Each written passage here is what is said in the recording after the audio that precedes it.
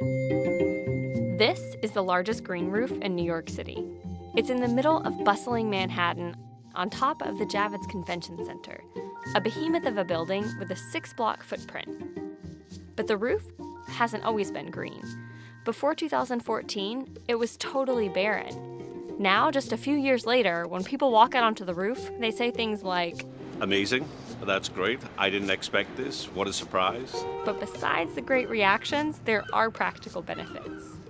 We have 300,000 bees. We've seen 25 different species of birds on the roof. We reduced the temperature up here by about 6 degrees Fahrenheit. And we also save about 7 million gallons of stormwater runoff that's absorbed in the soil and the plants that are on our roof. We've been able to reduce our energy consumption by about 26%, and that translated for us last year into a saving of about $3 million. That is impressive. How does one green roof get so much done? And what are all of the not green roofs in New York City doing with their lives? First, let's see how much roof space actually exists. They are a major part of urban landscapes. The round number that most of us think exists is about 1 billion square feet. 1 billion with a B. That's like 22 times the size of Central Park in roofs.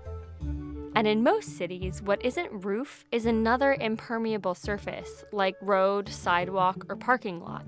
And these surfaces create a lot of problems for cities that green roofs can actually help solve. Let's take a look at 3 of these issues. The first is stormwater runoff. Rainwater goes into pipes.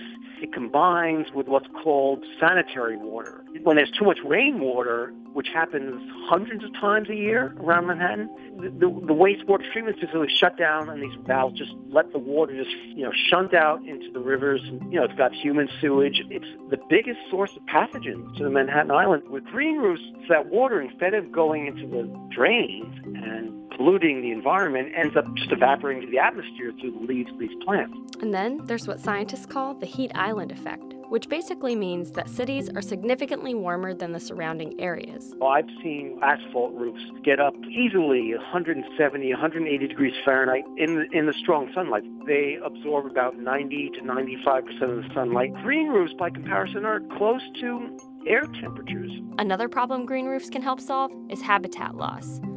Cities can shrink or destroy the green space that's crucial for certain plants and animals to survive.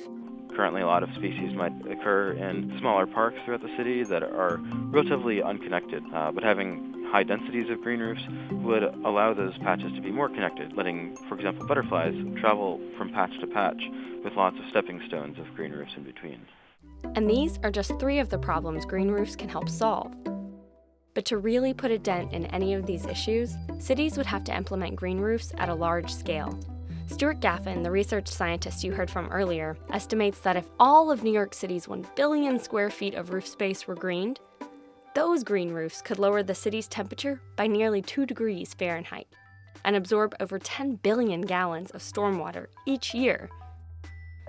As cities continue to grow, all that empty roof space starts to look more and more like an opportunity, an untapped resource, a future ecosystem of problem-solving meadows. In the sky.